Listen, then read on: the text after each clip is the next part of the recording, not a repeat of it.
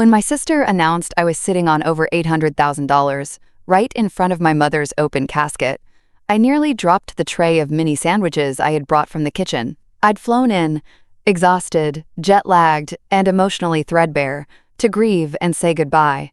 But Dana had other plans. Her voice cut through the low murmur of condolences like a scalpel. Maya has the money. She can pay for the reception, right? It was like being gutted with a smile. Everyone turned to look at me. I was standing there in the same black pantsuit I wore to art auctions, with a thread coming loose from the hem and sweat forming at my lower back. The funeral parlor smelled like lilies and Lysol. My uncle clutched a plate of crackers mid-bite. My cousin's kid wiped his nose with his sleeve. My father cleared his throat and muttered something about family stepping up. I didn't answer. I just walked outside, where the January wind slapped my cheeks red and the cold gnawed through my coat.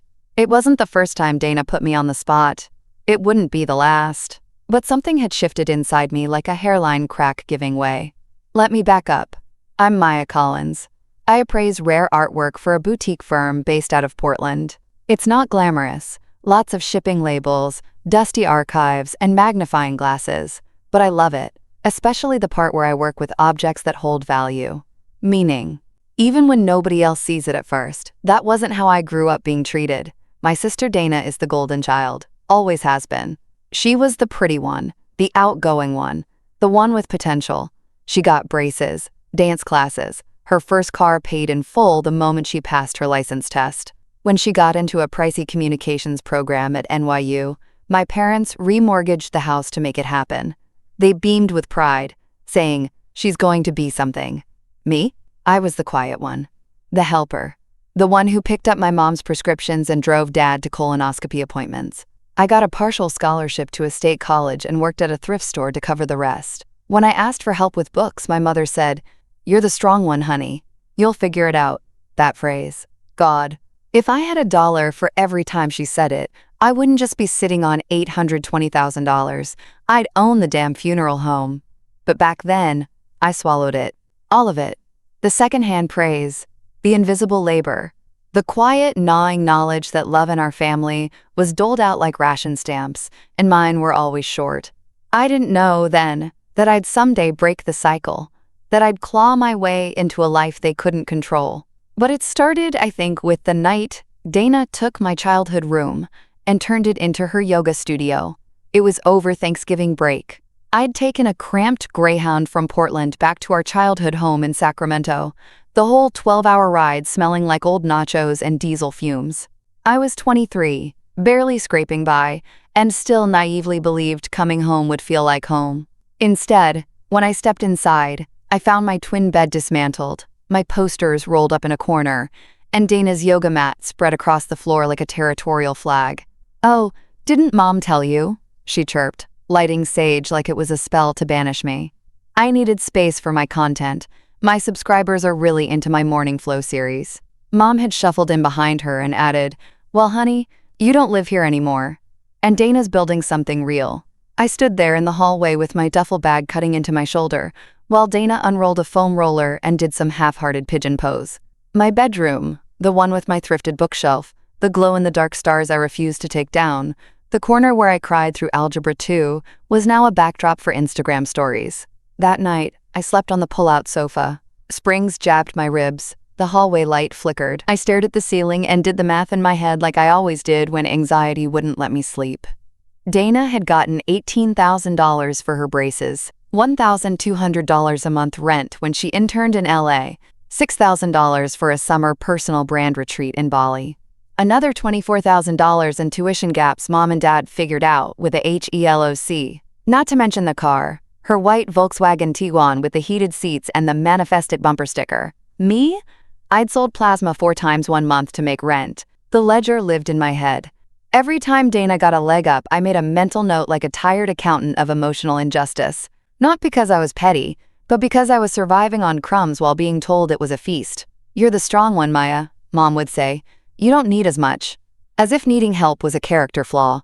After graduation, I took the first admin job I could find at a gallery. The pay was awful, but I stayed late, learned the ropes, and soaked up every appraisal manual I could get my hands on. My bosses started giving me small evaluations, then bigger ones. One day, I correctly flagged a forged Modigliani. That win saved the gallery over $200,000. My name didn't go on the press release, but I got a raise. Dana, meanwhile, was live streaming sound baths and calling herself an emotional resonance coach. When I called to tell Mom about my first raise, she barely heard me over the sound of Dana yelling in the background that she'd gotten her first sponsored content deal with a vegan candle brand. "That's amazing," Mom said. "Your sister's really taking off." I hung up, stared at my bank app, and transferred $312.47 to pay off the last of my student loan interest. The turning point wasn't dramatic, no fireworks, just a moment so quiet I nearly missed it. It was a Tuesday in March, and I was cataloging an estate for a retired jazz musician's widow. Her apartment smelled like furniture polish and lemon cake. I was appraising a dusty lithograph of a hopper when she looked at me over her glasses and said, "You have the eyes of someone who's been hungry a long time." I paused, half offended. She smiled gently and added, "The hungriest people find the rarest meals." That line nestled deep in my chest and stayed there. I started saying no more often at work, to low-value appraisals, to unpaid exposure gigs. I took evening classes in valuation law and started freelancing for private collectors. I built a spreadsheet titled My Exit, color-coded and obsessive: rent, food, taxes, projected monthly earnings, time to escape the 9-to-5. I tracked every invoice down to the cent, filing receipts like holy relics. I didn't talk about it. Not to Mom, not to Dana, especially not to Dana. When she FaceTimed me from the yoga retreat in Arizona and asked to borrow just a couple hundred to float her until her next coaching package sold, I told her I couldn't. She pouted and said, "You know I'd do it for you." I didn't remind her she never had. Instead, I opened my banking app, took a screenshot of my savings, $14,302 at that point, and saved it in a folder called Proof, a digital ledger, to match the mental one. Year after year, I chipped away at debt and filled that folder: screenshots, PDFs, wire transfers, invoices. When a tech founder paid me $8,500 to verify a Warhol, I celebrated by buying a used espresso machine and cried the first time it hissed steam into my tiny apartment. Dana got engaged that fall. Her ring was a custom rose gold solitaire, a vision board come true. She didn't ask me to be maid of honor, she told me. In a group chat, her wedding planning texts were a nonstop stream of entitlement. "Can you help with the florist? You're so good at aesthetics. Can you spot me for the dress deposit? It's just $900, and I'm stretched thin after my retreat in Tulum." I ignored them. Every one. The silence drove her insane. Mom called one night, voice sharp as vinegar. "Dana says you've changed, that you're bitter. She's trying to include you." I stared at the appraisal binder I'd just filled out, then at the post-it where I'd written my year-end total, $71,905 in freelance income. More than I'd ever imagined. "Maybe I have changed," I told her, "but I'm not bitter. I'm just not giving out free rope anymore." Mom didn't respond, just sighed and hung up. Dana's wedding date was set for May. I wasn't planning on going. Then Mom got sick. It started with a cough that wouldn't go away, then fatigue, then tests. Stage 4 pancreatic cancer. The prognosis was brutal. Months, maybe. We didn't know. Time blurred into hospital corridors, muted beeping, and that sterile smell that clings to your clothes long after you leave. Dana flew in once, just once, for a weekend. Took selfies in Mom's hospital room, cried into her phone on a live stream titled "Saying Goodbye is Never Easy."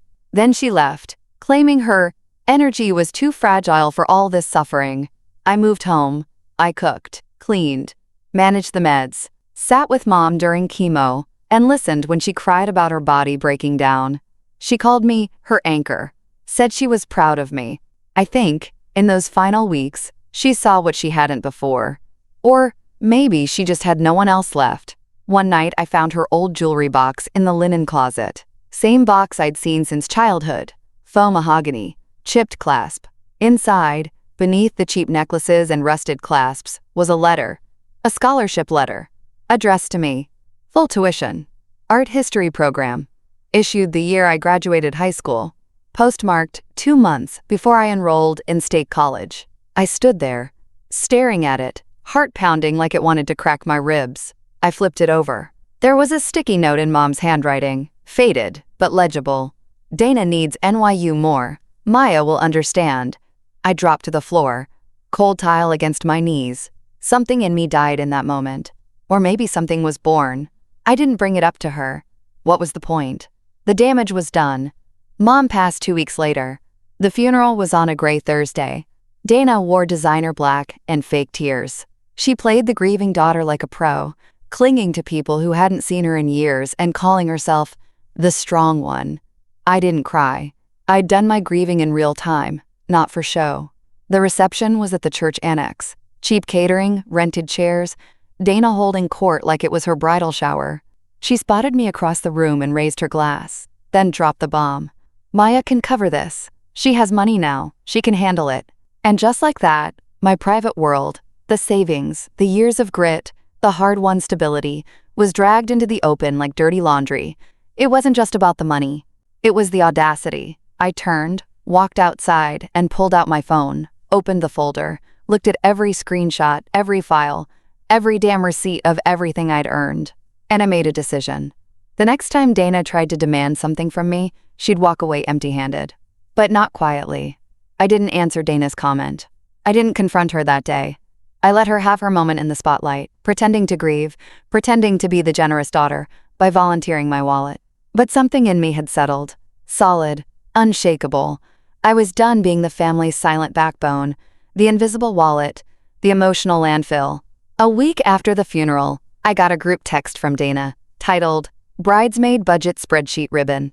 She had the gall to list expenses, $600 for the dress, $150 for makeup, $300 for the bachelorette weekend in Palm Springs, and assigned each one to Team Dana, which apparently was me and 2 of her influencer friends. I stared at the spreadsheet, then at the blinking cursor of her follow-up message. Also, Maya, since you're financially secure now, could you cover Mom's part of the wedding fund? Just $5,000. It would mean so much. I didn't respond. 2 days later, she sent another message. If you're mad, just say so. But don't be passive-aggressive. That's toxic. The irony nearly made me laugh. I waited a full week, then sent one reply. I'm not funding your wedding. Or anything else. Consider this my final act of generosity. Silence. She blew up, called me selfish, cold, accused me of letting money change me. I didn't argue. I didn't explain. Instead, I turned my focus inward. I hired a financial planner. I set up an LLC. I pitched my own appraisal firm. Small scale at first, but boutique, personal. I rebranded my portfolio, bought a domain, and had a logo designed by a freelancer in Toronto. I printed my first business cards on thick linen paper that smelled like ink and ambition. And I moved. I found a 1-bedroom loft in the Pearl District. High ceilings, skylights, quiet. I painted the walls pale sage and hung up the few original prints I'd bought over the years. A signed lithograph by Cara Walker, a minimalist line piece from a Haitian street artist I'd met on a job. For the first time in my life, everything in my home belonged to me. No hand-me-downs, no Dana, no shadows. Then the wedding invitation arrived. Cream cardstock, gold embossing. We joyfully invite you. No mention of cost, no apology. Just an RSVP deadline and a registry full of $400 juicers and a $2,800 honeymoon fund. I stared at it for a full minute before tossing it in the recycling bin. She wasn't going to get $1 more, 1 more hour, 1 more ounce of anything from me. And I knew exactly when to make that clear. Because Dana had planned a wedding weekend. Not just a ceremony. Friday night welcome dinner, Saturday ceremony, Sunday brunch at the vineyard. And she made the mistake of asking me to give a speech at brunch. As the sister who knew her best, oh, I'd give her one. Just not the kind she was expecting. I said yes to the speech. Not out of kindness, not to play nice, but because sometimes the only way to end a performance is to take the stage yourself and flip the script. I arrived at the vineyard in a tailored navy dress that hugged me in all the right places. My curls were pinned up, makeup soft but sharp. I looked nothing like the girl who used to sleep on a pull-out couch while Dana claimed my room for manifesting. I looked like someone who'd built a life. And I had. The brunch was set under a white tent strung with fairy lights. Tables groaned under trays of frittata, mimosas, and artisan jam jars, with D+J stamped on the lids. Dana glided between tables in a sheer ivory number that looked like she'd borrowed it from a bridal-themed TikTok ad. Her eyes landed on me, like she wasn't sure if I was real. "Oh, you came," she squealed, fake tears already welling. "I didn't think you would after everything." I kissed her cheek and said, "Wouldn't miss it for the world." The mic came out after dessert. A few friends gave syrupy tributes. Dana dabbed her eyes and whispered to her new husband, Jeremy, "Wait till you hear Maya's." I stood. The breeze lifted the hem of my dress. Birds chirped in the vines behind me. And I smiled, calm and clear, like a blade under silk. I wasn't sure how to start this. I began, voice steady. I could talk about growing up with Dana, about late-night dance parties, inside jokes, all the sweet things sisters usually say. But I think it's more honest to talk about what it means to grow apart. Silence fell like a curtain. Dana and I were raised very differently, I continued. Same house, sure, but different rules. Dana got opportunities, support, space to bloom. I got told I was the strong one, that I'd figure it out. So I did, quietly, while no one watched. A few people shifted in their seats. Dana froze, smile faltering. I figured it out when I slept on couches, when I worked 3 jobs, when I learned how to make a dollar stretch into a meal. While Dana was flown to Italy for a mindfulness retreat, I was cataloging paintings in basements, praying the mold wouldn't make me sick. I let the pause land. But the thing is, being underestimated is a gift. It teaches you how to see value others miss. It taught me how to build something solid, alone. So no, Dana, I won't be funding your dreams. I won't be co-signing your choices. And I sure as hell won't be apologizing for growing out of the box you tried to keep me in. 20 words. The words that ended it. I'm not your silent ATM anymore. For a moment, no one moved. You could hear the wind pushing through the vines and the soft clink of someone setting down a mimosa glass. Dana blinked rapidly like a glitching screen. Her husband looked like he wanted to crawl under the table. I didn't wait for a reaction. I simply placed the microphone on the stand, turned, and walked away. I didn't look back. Outside the tent, the sun had finally burned through the morning haze, casting everything in this golden clarity that felt like a reward. My phone buzzed in my purse. Texts, probably. Maybe Dana, maybe her flying monkeys. I didn't check. I got into my rental car, closed the door, and let silence fill the space like warm water. For the first time in years, I felt taller, like I took up the space I had always earned. Later that evening, I drove back to my hotel and ran a bath. Lavender-scented soap, soft jazz from the Bluetooth speaker, white towels thicker than memory foam. The water rose around me, warm and steady, and I let out a breath I didn't know I'd been holding since I was 15 years old. That night, I checked my email and saw the wire had come through. $26,200. Payment for a dual authentication appraisal I'd finished for a Japanese collector 2 weeks ago. I stared at the number, not because I needed to, just because it was mine. It represented work, years, skill, power they never saw coming. Dana's meltdown began on Instagram. She posted a tear-streaked selfie, with a caption about betrayal and, quote, financial gatekeeping within families. Comments were divided. Some people praised her vulnerability. Others asked why her sister should have to bankroll her wedding. Then came the Reddit thread. Someone shared a video clip from the brunch, shaky footage with half audio, but enough to catch my closing line. "I'm not your silent ATM anymore." It blew up. Within days, it was reposted on TikTok, analyzed on YouTube. The internet decided I was the protagonist. And just like that, Dana couldn't control the narrative anymore. I didn't reply. I didn't engage. I didn't have to. The fallout hit within the week. Her wellness brand lost 2 sponsors. Someone found an old tweet where she called customer service workers energetic parasites, and that didn't help. Wedding photos that had been set to go live on a big influencer account? Pulled. Mom always said, "You don't have to raise your voice to be heard. Just stop whispering." So I stopped. I moved through the world like someone who had nothing to prove. I accepted an invitation to speak at a conference in Montreal, bought a new suitcase, started seeing a therapist who helped me process not just the pain, but the deep, foundational shift of choosing myself. And in my home, my sunlit loft with the wide windows and quiet floors, I framed the scholarship letter. I hung it above my desk, next to my certification from the International Society of Appraisers. A reminder 3 months later, I got a letter forwarded to my office from the old family house. It was postmarked in LA, where Dana had run off to recalibrate. The envelope was pale pink, her looping cursive scrawled across the front. No return address, but I knew that handwriting like muscle memory, the way she always wrote her A's like little sons.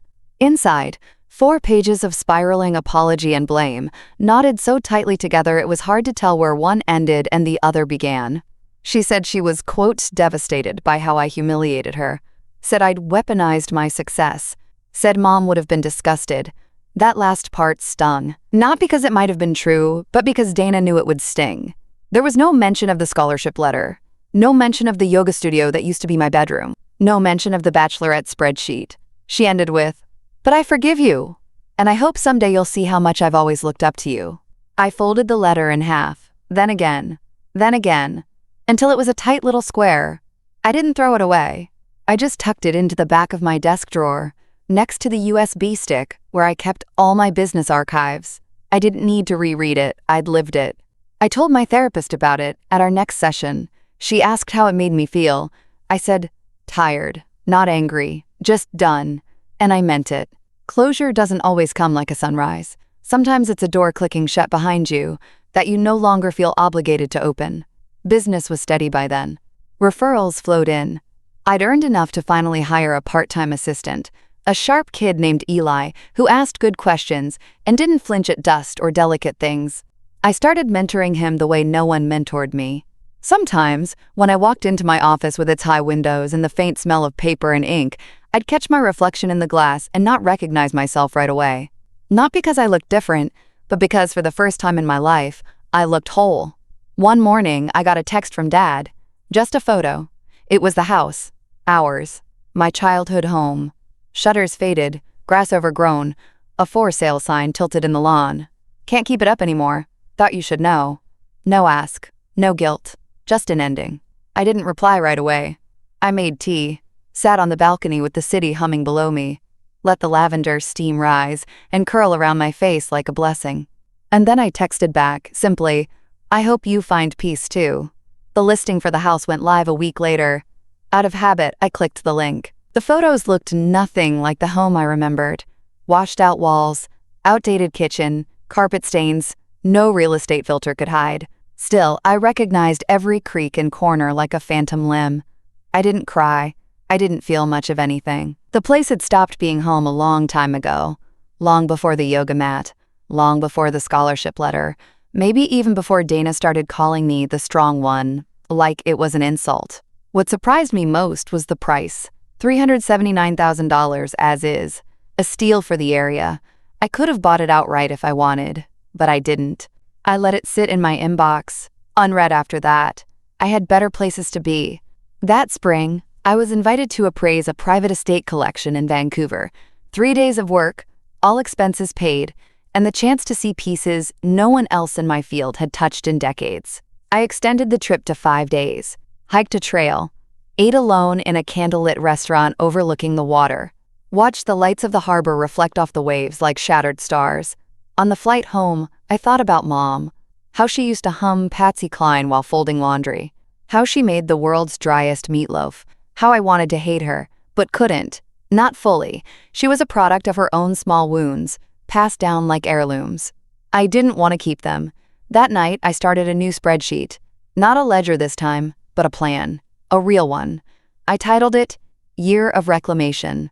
There were 5 tabs, therapy weekly sessions, topics, boundaries, grief, identity outside of achievement, philanthropy, quarterly donations, women in the arts, scholarship fund for low-income appraisers, volunteer hours, at least 12 per year, travel cities I'd never visited because money always came first, Lisbon, Kyoto, New Orleans budget line for decadent hotel stay, in each personal joy, monthly art classes, pottery wheel fund, fresh flowers, because healing doesn't have to be poetic. Sometimes it's just a grid, a goal, and the audacity to want something better.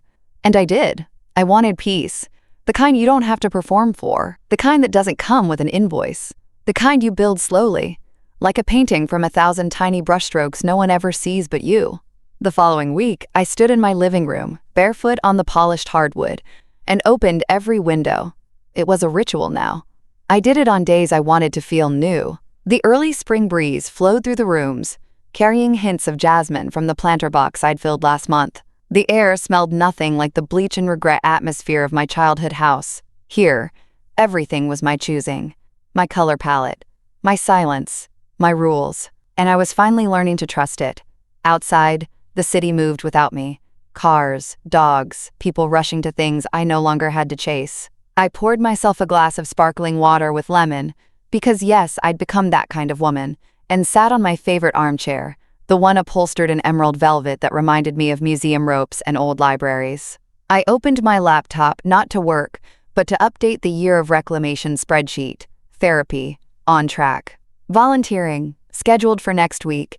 An art literacy program at the library. Travel. I'd just booked New Orleans for late June. A hotel with a clawfoot tub and complimentary cocktails at sunset. Flowers. Tulips today. Coral pink. Still standing tall. No contact. Maintained. No emails. No DMs. No calls pretending to be about forgiveness, but laced with guilt. I clicked over to the Notes tab, where I kept small lines of poetry or half-thoughts that came to me while brushing my teeth or waiting in line for coffee. I added a new one. Peace doesn't clap. It waits. It had waited for me for years. I finally met it halfway. A knock at the door startled me. I wasn't expecting anyone. When I opened it, there stood Mrs. Portman, my old neighbor from Sacramento.